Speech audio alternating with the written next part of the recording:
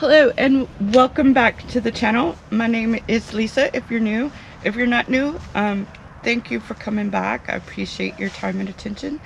Um, so, as many of you might know, I'm very inspired by Jessica Sowards with Roots and Refuge Farm. And so this video today is kind of inspired by Jessica Sowards and her latest video, which now I forget.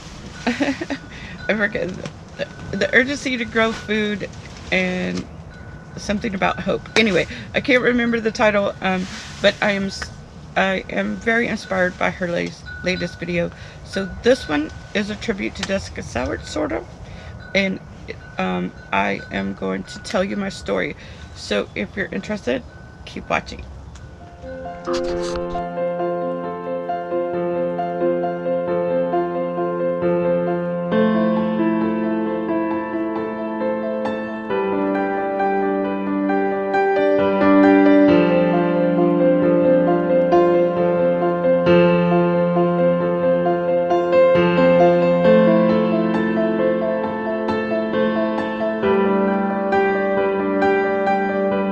Okay, so now that we've got the introductions out of the way,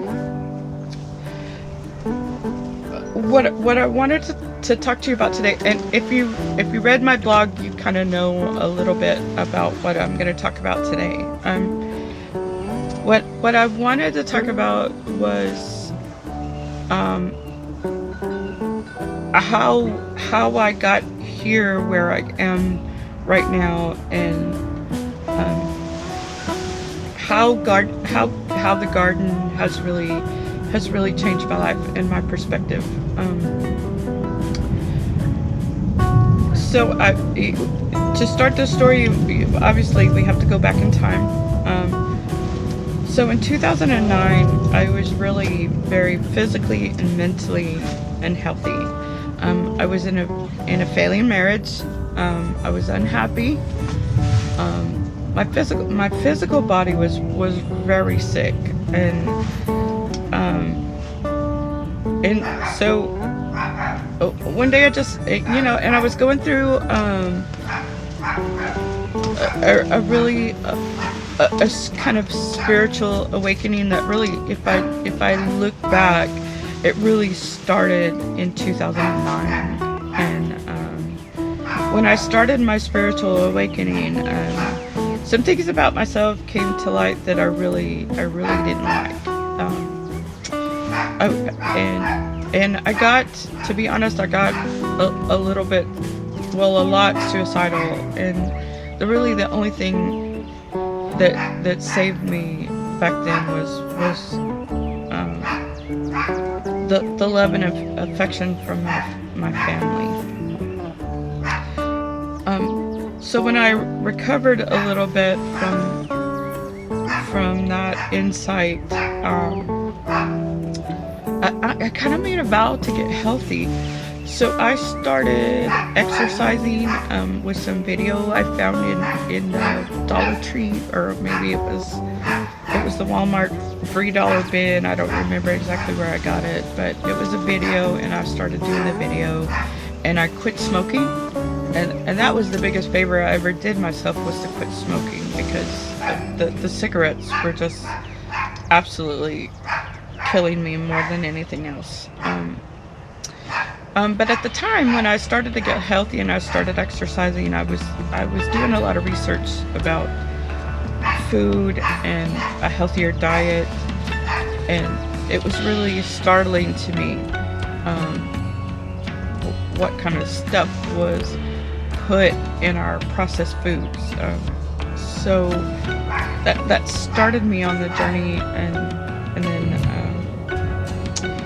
so as I progressed along, I kind of left the marriage, and when I was single, and I went and rented an apartment, and I started buying organic foods because it was just me I had to feed. Pardon, the neighbors' dogs are like going crazy, so hopefully that's not too annoying. But I was just And I was doing good for a long time, and I thought, oh, I'm done with my spiritual passage. I'm mentally healthy, etc., etc. And then I had a relationship with somebody who was just turned out to be just as screwed up as the guy I just left, and so that sent me on a nosedive, and I gained all the weight back, and I stopped all those healthy habits. And so as more time progressed, my job situation started being really, really, really, really toxic.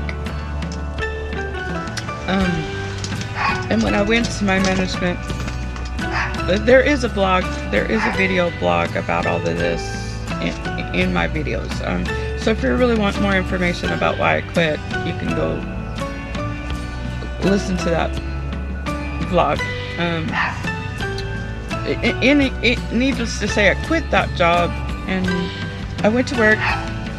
Well, I traveled around a little bit, and I went through a very powerful experience where I had gone home to my hometown, and things were just so desperately bad then that I went to my hometown with the intention of not coming back alive, really. And I had a spiritual experience there, and I came back from that experience knowing my own value and my own worth, and came to terms with a lot of things, and that trip saved my life.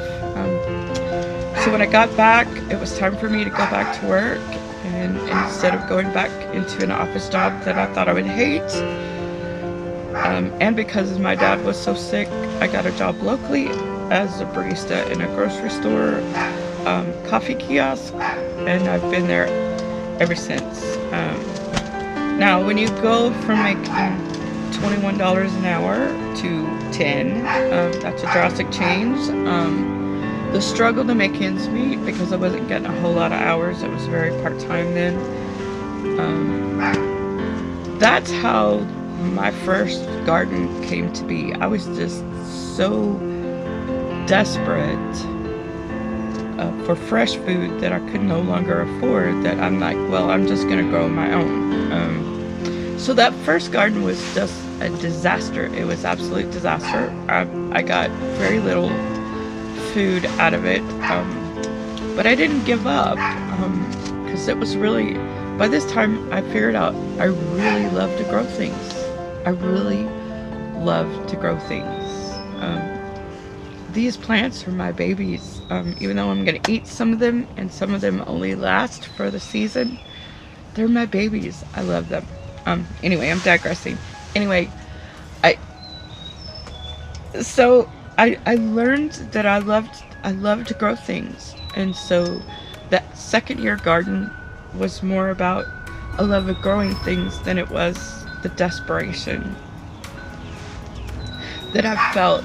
And of course now I'm kind of the assistant manager, and so I'm making better money, I'm doing better, I'm getting better hours, but I didn't realize that my focus on the job and trying to get prepared, because my mother's health is really bad, and I didn't realize until today how much of a spirit of lack all of that was creating in my life. And it was just like feeding some very negative energy.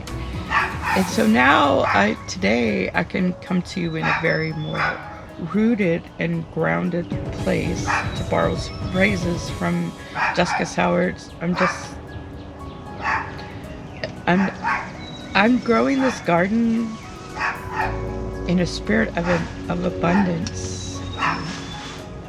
It feeds my soul more than it feeds my body. There's such a peace in the garden. There's such a peace down at the community garden where I rented my beds, that it's just, I can't tell you how how much it instills peace in my soul.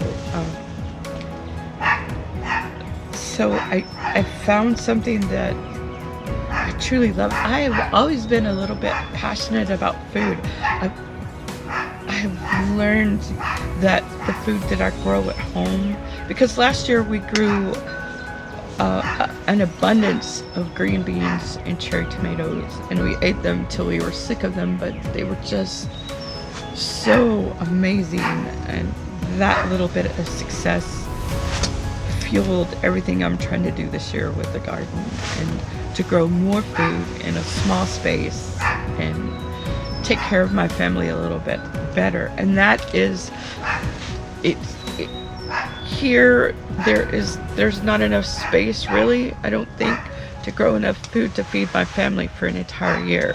This will supplement what we buy in the store, but at the same time, the knowledge that I gain right here in this spot kind of is like an insurance policy that going forward, no matter what happens, I know how to grow my own food. So you know, and that is a very powerful thing. Self-reliance is a very powerful thing. You know, if I had to, I could turn the whole yard into a garden. Protecting it from the deer would be very, very difficult, but I could do it. And I could grow our food right here in this little bitty, you know, less than a half acre. It's a tiny postage stamp yard, but I could do it if I had to. And that is that's extremely important. It gives me self-confidence. It gives me hope for the future.